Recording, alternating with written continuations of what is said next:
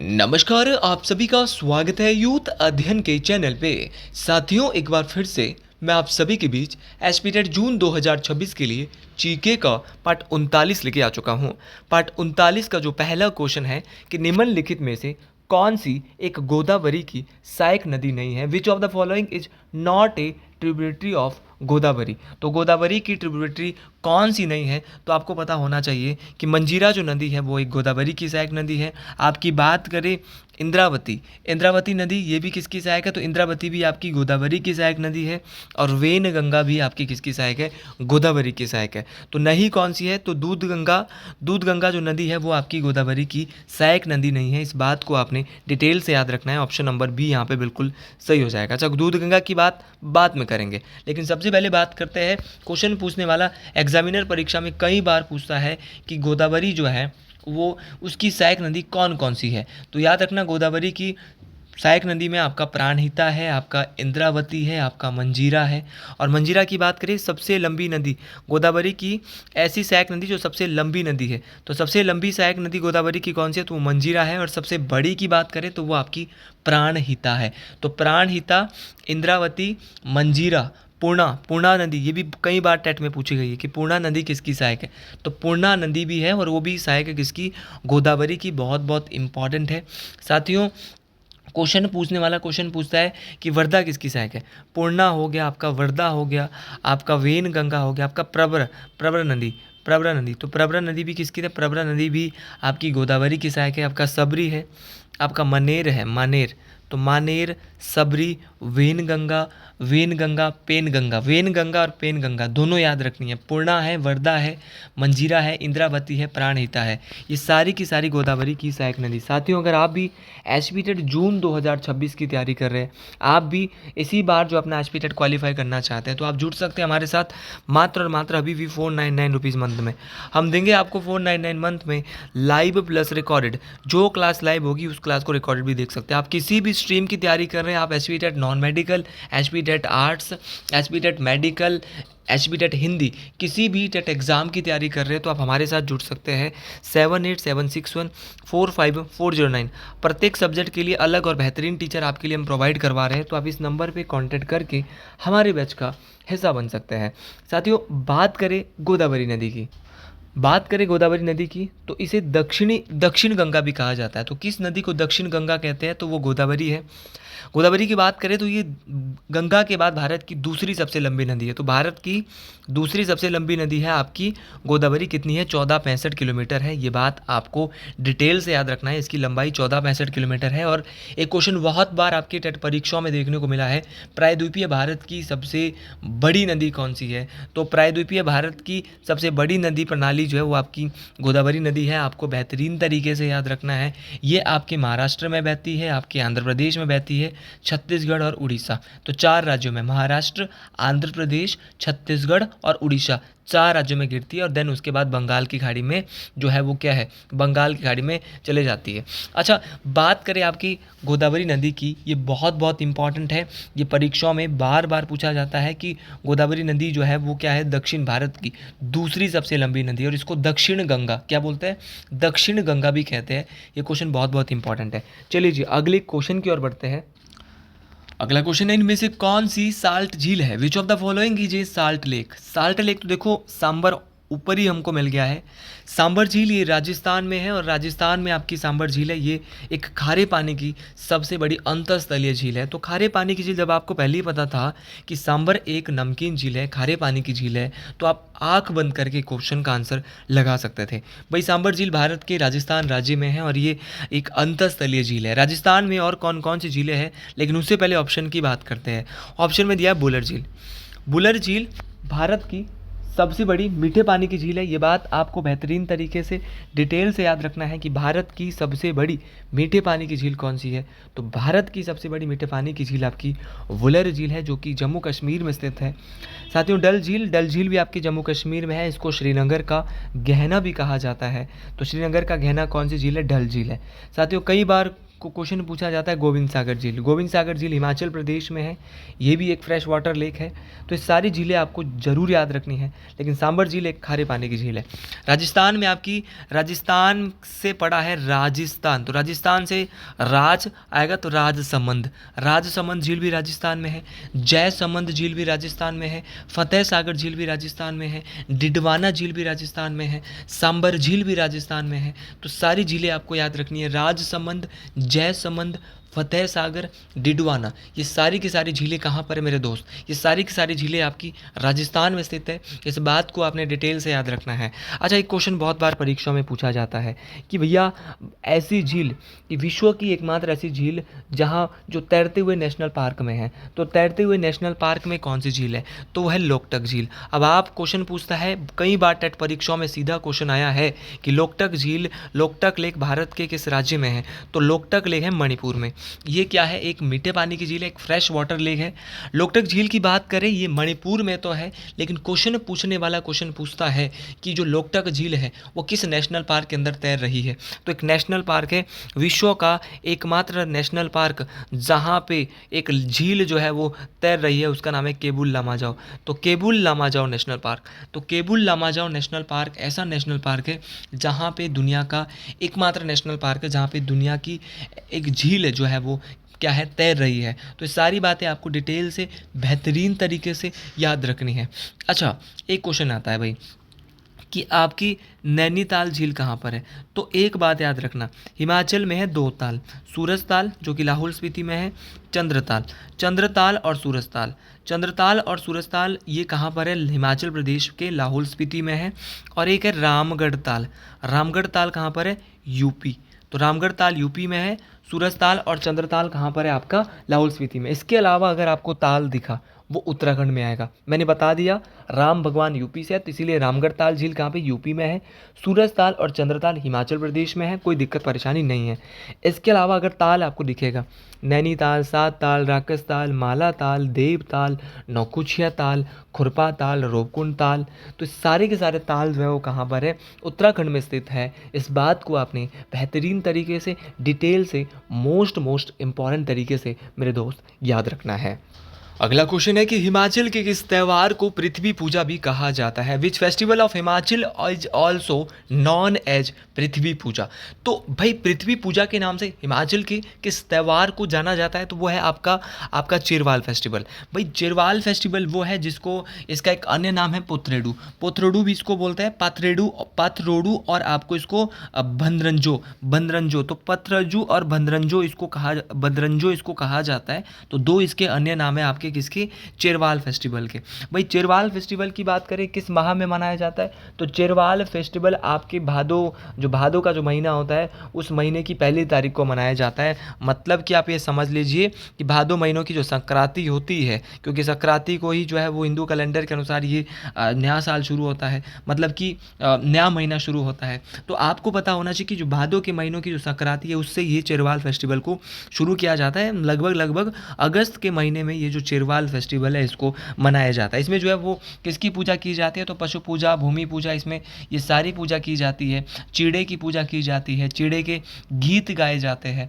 तो ये सारी बातें आपको याद रखना है और ये सारी की सारी बातें बहुत इंपॉर्टेंट है। तो इसको बंदरांजो, मैं शुरुआत में बोल रहा था बंदरांजो, क्या बोलते हैं इसको? भद्रांजो। तो भद्रांजो भी इस फेस्टिवल को कहा जाता है। ये बात आपको बहुत इंपॉर्टेंट है। और चंबा में इस फेस्टिवल को पथरोडू, क्या बोलते हैं? पथरोडू। चंबा में पथरोडू बोलते हैं, कुल्लू में बंदरांजो बोलते हैं। तो सारी की सारी बातें आपको डिटेल से याद रखनी है।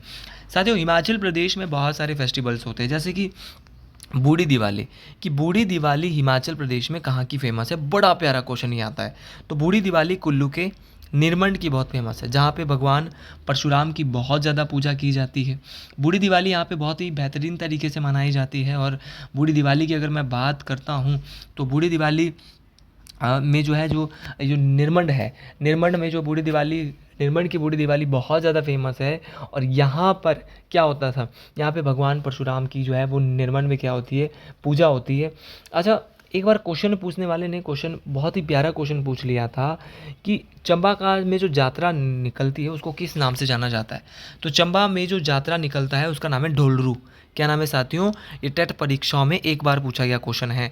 और ऐसे रैंडम क्वेश्चन पूछे जाएंगे कि चंबा में यात्रा को किस नाम से जानते हैं, तो चंबा के यात्रा को ढोलरू नाम से जाना जाता है। बहुत बहुत प्यारा क्वेश्चन ये था, बहुत बहुत प्यारे क्वेश्चन था, ये क्वेश्चन यहाँ से बन सकता है। अच्छा, एक क्वेश्चन बार बार परीक्षाओं में बन रहा है और आपको इस क्वेश्चन के बारे में पता होना चाहिए कि दिवाली को कोजाला कहाँ पे कहा जाता है। तो दिवाली को एक नाम दिया है कोजाला, और दिवाली को कोजाला कहाँ कहते हैं, तो दिवाली को कोजाला कहते हैं लाहौल स्पीति में। तो लाहौल स्पीति में दिवाली को मेरे दोस्त कोजाला कहा जाता है। बहुत बहुत प्यारा क्वेश्चन है। और जो है वो हालदा, हालदा क्या है, तो हालदा एक फेस्टिवल है जो कि दिवाली के रूप में यहाँ पे लाहौल स्पीति में मनाया जाता है। बहुत बहुत इंपॉर्टेंट है आपका हालदा फेस्टिवल। बार बार ये परीक्षाओं में पूछा जाता है कि हालदा फेस्टिवल कहाँ होता है। तो हालदा जो ये फेस्टिवल है वो आपका लाहौल स्पीति में देखने को मिलता है। दिवाली के रूप में ये हालदा फेस्टिवल लाहौल स्पीति के अंदर मनाया जाता है। तो बहुत सारे फेस्टिवल हिमाचल प्रदेश में हैं जो कि बार बार आपकी परीक्षाओं में आपको पूछे जाते हैं। जैसे कि आपका शिमला के हलोग में दिवाली के दूसरे दिन क्या मनाया जाता है, तो शिमला के हलोग में एक मेला लगता है और आप सब लोग जानते हैं उस मेले का नाम है पत्थर का खेल मेला। तो पत्थर का खेल मेला कहाँ होता है, तो पत्थर का जो खेल मेला है वो हिमाचल प्रदेश के कहाँ पे मनाया जाता है, शिमला ज़िले के हलोग में मनाया जाता है। ये भी बहुत बहुत इंपॉर्टेंट है और ये दिवाली के ना दूसरे दिन लगता है। ये क्वेश्चन आपको ज़रूर याद रखना। और जो क्वेश्चन मैं बार बार याद रखने के लिए बोल रहा हूँ मतलब कि वो परीक्षाओं में आने वाले हैं, और जो परीक्षाओं में आने वाले हैं वो आपको ज़रूर याद रखने पड़ेंगे। एसपी टेट की परीक्षा के लिए अब कम से कम 50 से 55 दिन आपके पास, 50 दिन 55 या 60 दिन बचा है, तो आप बिल्कुल तैयार रहिए। 55 दिन बचा है, 50-55 दिन। और अब अंत की जो 50 दिन है आपको कैसे तैयारी करनी है, क्या पढ़ना है, क्या छोड़ना है, उसकी बात हम यहाँ पे बखूबी रूप से यूथ अध्ययन के टीचर्स और यूथ अध्ययन की पूरा स्टाफ मेंबर जानते हैं कि कितना पढ़ाना है और लास्ट के दिनों में कैसे आप तैयारी करें। वो सारी चीज़ें हम आपको अपनी यूट्यूब चैनल के माध्यम से बताते हैं। हमारा ऑफिशियल ऐप है, आप उसको डाउनलोड कर सकते हैं और हमारी क्लासेस के साथ भी ज्वाइन हो सकते हैं। चलिए भाई अगले क्वेश्चन की ओर बढ़ते हैं। अगला क्वेश्चन है कि दूधोन और पार्वती ग्लेशियर किस जिले में स्थित है। बात करें दूधोन और पार्वती की, तो दूधोन और पार्वती ग्लेशियर हिमाचल प्रदेश की कुल्लू जिले में स्थित है। ये बात आपको डिटेल से याद रखनी है। ऑप्शन नंबर बी मेरे भाई बिल्कुल सही हो जाएगा कि दूधोन और पार्वती जो ग्लेशियर है वो कहाँ पर है, हिमाचल प्रदेश के कुल्लू जिले में स्थित है।